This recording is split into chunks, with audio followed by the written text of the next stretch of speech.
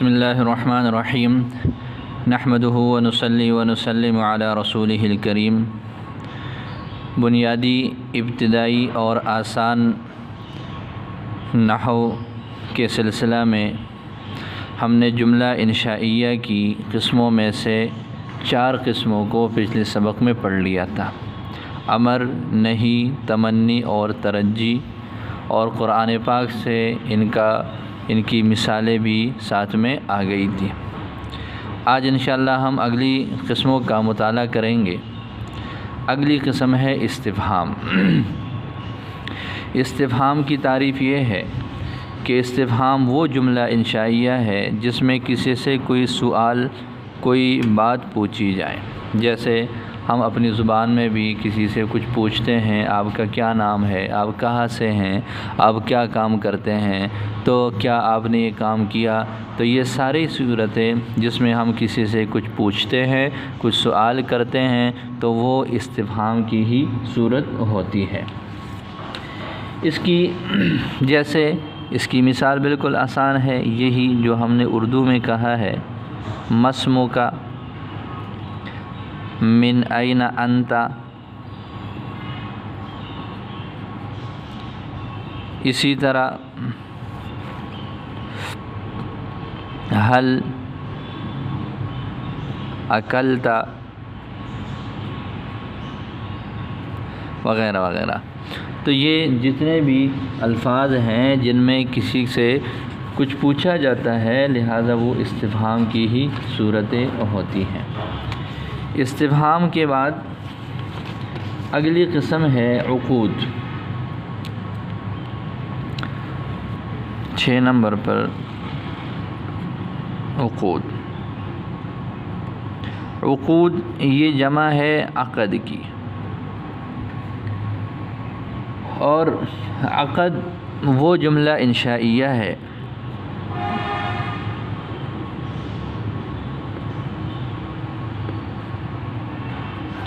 جس کے ذریعے سے کوئی معاملہ کیا جاتا ہے، جس کے ذریعے سے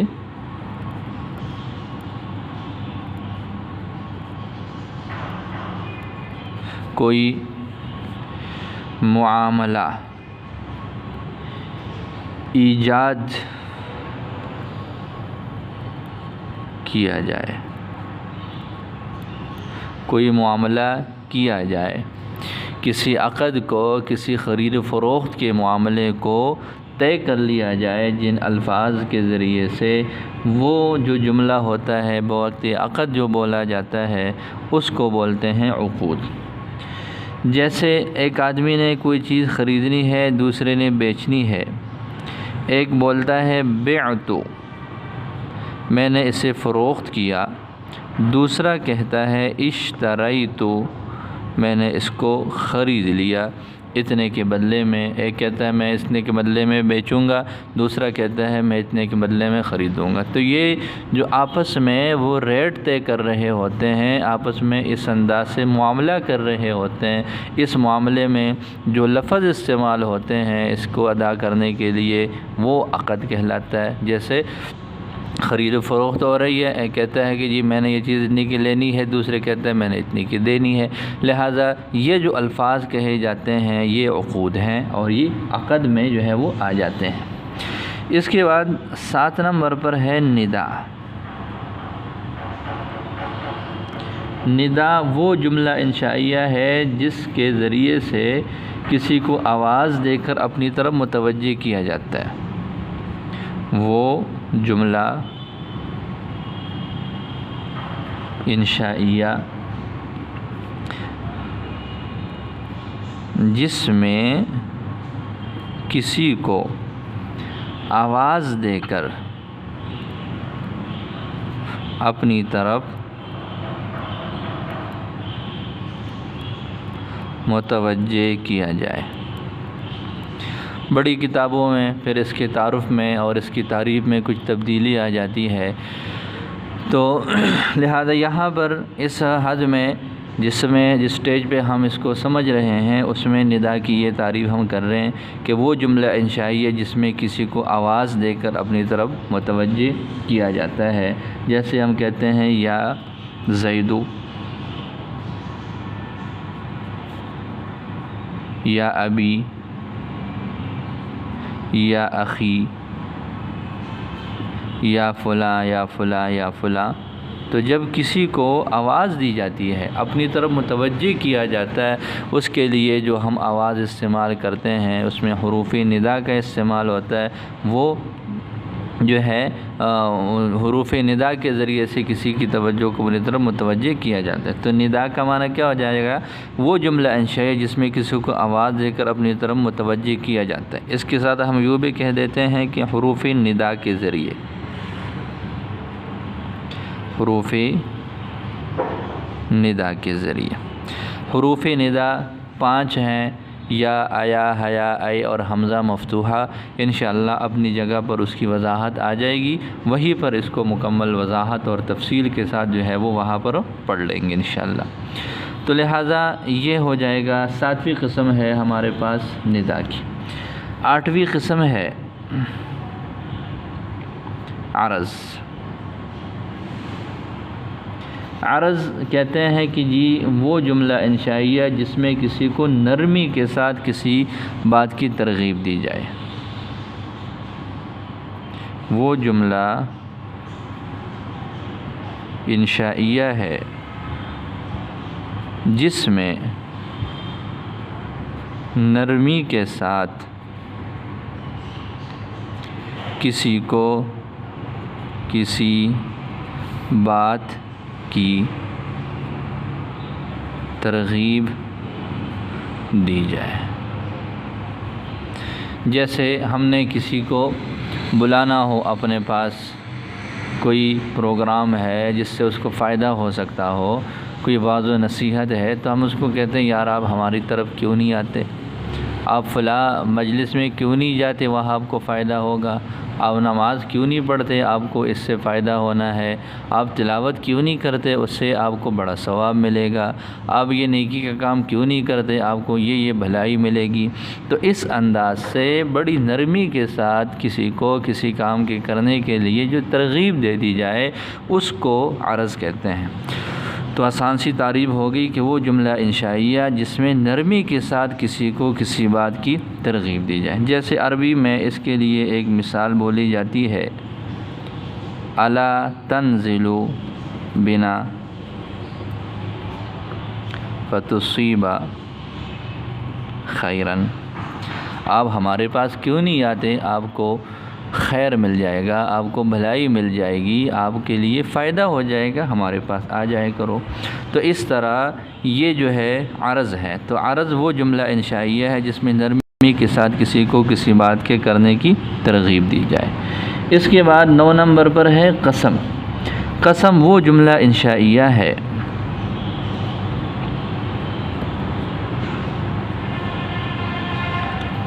جس میں کسی بات کو پختہ کرنے کے لیے،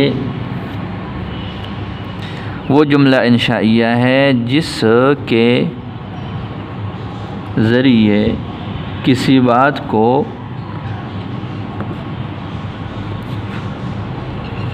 پختہ کیا جائے۔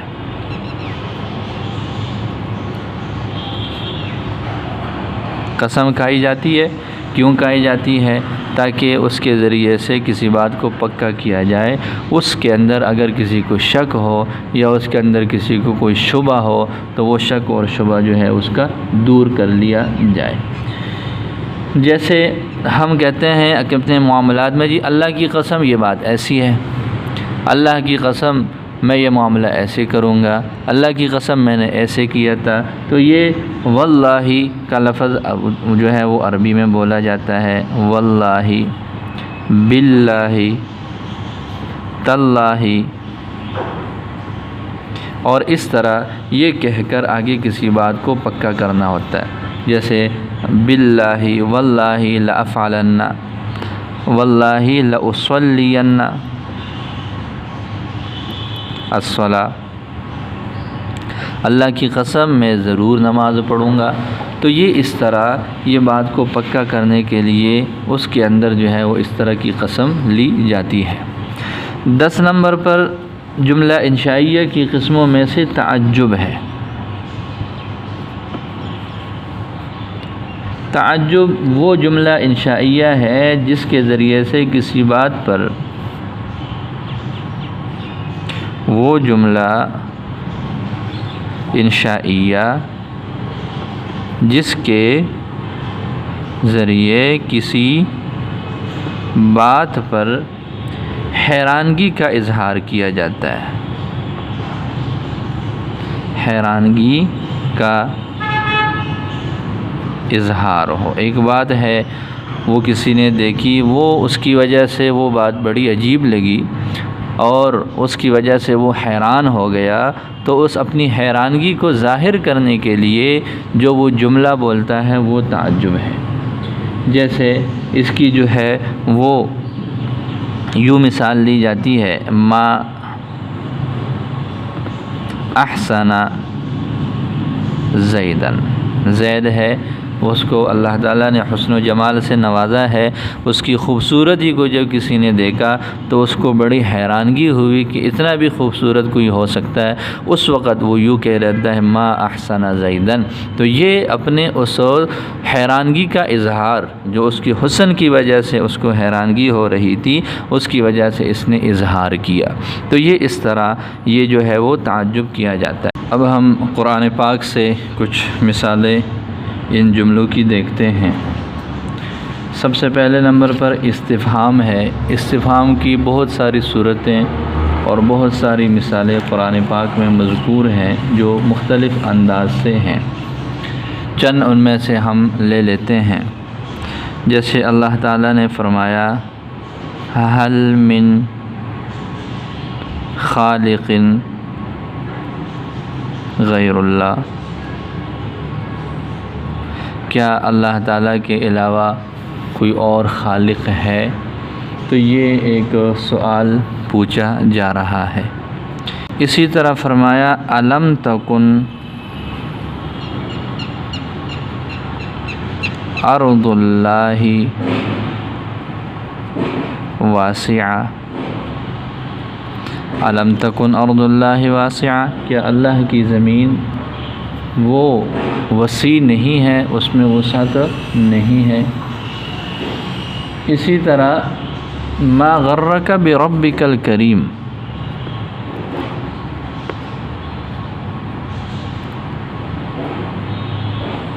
ما غرک بربک الکریم، اپنے کریم رب کے بارے میں آپ کو کس چیز نے دھوکے میں ڈالا ہے۔ اسی طرح فرمایا متی ھذا الوعد ان کنتم صادقین،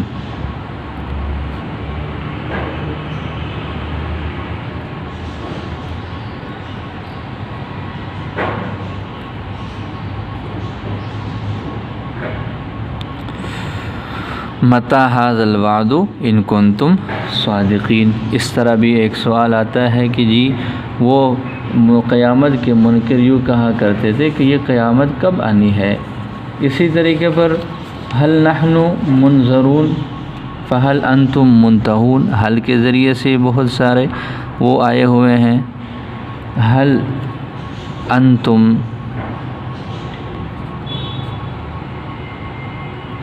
منتہون وغیرہ بہت ساری آیات ہیں جن میں اللہ تعالیٰ نے استفہام کا انداز اختیار کیا ہوا ہے۔ اس کے علاوہ بھی بہت ساری مثالیں ہیں۔ تو یہ ہم نے چند مثالیں دی ہیں استفہام کی کہ اس میں سوال ہو رہا ہے، پوچھا جا رہا ہے، اس وجہ سے یہ جو ہے وہ استفہام کی صورتیں بن جاتی ہیں۔ اگلا عقود ہے۔ عقود کے بارے میں ہم نے پڑھ لیا کہ جی یہ تو عقد معاملہ کو بولتے ہیں، خرید و فروخت جب کی جاتی ہے اس کے وقت جو جملہ بولا جاتا ہے، چونکہ قرآن پاک میں ایسی کوئی صورت نہیں ہے، اس وجہ سے عقود کی مثال قرآن پاک میں ہمیں نہیں ملے گی۔ اس کے بعد جو ہے وہ ندا ہے۔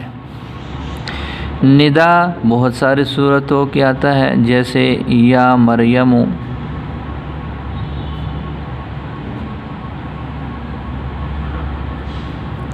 اسی طرح یا زکریا، یا داؤد، اسی طرح آگے ہے یا جبال۔ تو یہ بہت ساری صورتیں ہیں جس میں وہ پکارا جا رہا ہے، آواز دی جا رہی ہے۔ اسی طرح یا ایھا المزمل، یا ایھا المدثر، یا ایھا الناس، یا ایھا الناس اعبدوا، یا ایھا النبی،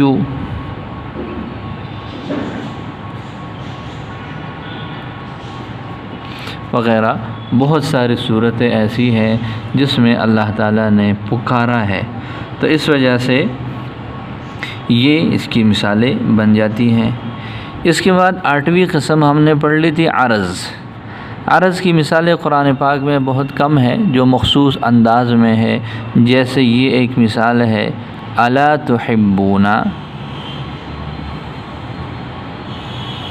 ان یغفر اللہ لکم، کیا تم اس بات کو پسند نہیں کرتے کہ اللہ تعالیٰ تمہاری بخشش فرمائے؟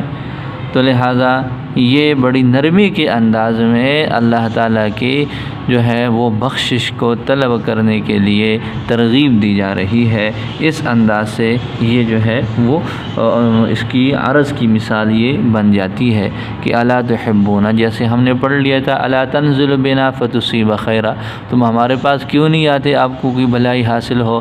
اسی طرح یہ ہے کہ کیا تم یہ نہیں چاہتے کہ اللہ تعالیٰ تمہاری بخشش فرمائے؟ اس کے بعد ہے قسم۔ قسم کی بہت ساری مثالیں ہیں، جیسے والعصر ہے، واللیل ہے، والفجر ہے، باللہ ہے، تاللہ ہے، تاللہ لأکیدن اصنامکم، واللہ ہے۔ تو یہ اللہ تعالیٰ کی ذات سے بھی قسمیں کھائی گئی ہیں، اور اسی طرح دوسری چیزوں سے بھی جو ہے وہ قسمیں کھائی گئی ہیں، جیسے والضحیٰ ہے، واللیل ہو گیا، والفجر ہو گیا، اسی طرح والشمس ہو گیا۔ یہ ساری ایسی صورتیں ہیں جو قسم کی ہیں، اور قرآن پاک میں بہت کثیر تعداد کے اندر جو ہے وہ ان کا وجود ہے۔ اس کے بعد تعجب ہے۔ تعجب کے مختلف انداز ہیں جن کو جو ہے وہ ذکر کیا گیا ہے، جیسے قرآن پاک میں جو عام طور پر اس کے لیے جو جملے بولے جاتے ہیں، جو انداز ہوتا ہے تعبیر کا، وہ یوں ہے ما احسنہ وَأَحْسِن بِهِ۔ یہ وزن بنتا ہے ما افعلہ وَأَفْعِلْ بِهِ کا۔ ما افعلہ الگ وزن ہے، اور افعل بِهِ جو ہے یہ الگ وزن ہے۔ لہذا اس کی جو قرآن پاک میں